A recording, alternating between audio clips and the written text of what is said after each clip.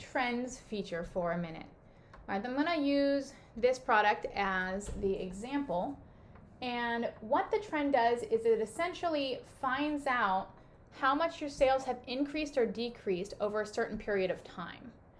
So we're going to take this product and we're going to look at the trend. So you open up the product, it's under calculation variables and trend. So it's turned off right now. We'll click this button and click include trend. Now there are a lot of different ways to look at this. You can have a trend for the last 30 days versus the previous year. So this product is selling 72% more this past 30 days than the same date last year. So you can see this is February 8th to March 10th of 2020, and this is the current last 30 days of February through March 10th of 2021. We can also look at the previous period. The previous period will show the last 30 days opposed to the previous 30 days. So the last 30 days was February 8th to March 10th. The previous 30 days was January 9th to February 8th. So it is looking at the trend, and this trend from last 30 days versus previous 30 days is actually downtrending very slightly at 2%, at negative 2%.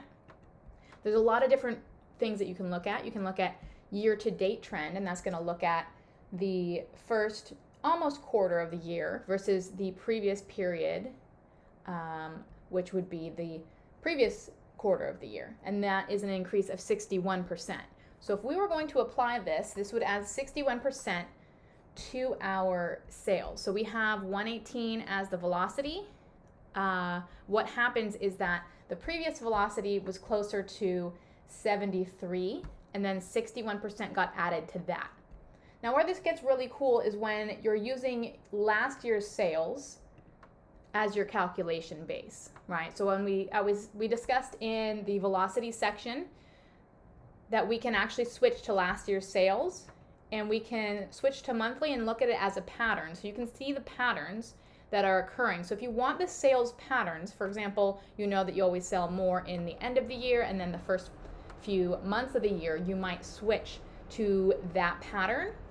But if you're just using last year's sales, you may have an extremely more profitable or successful product this year than last year. So you want to make sure that you add that growth on top of the last year's sales.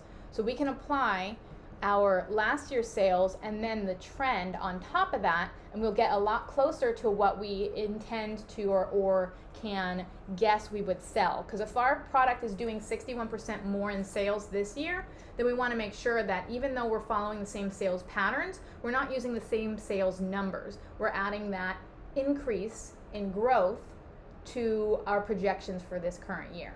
So we would apply it like that, and it's going to apply everything.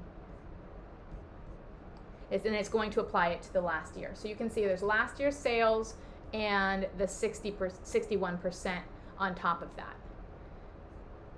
All right, and then basically anything that you would like to use, you can play around with these settings, whatever is the best for your business. This might be an important factor to include in your velocity calculations and your forecasting.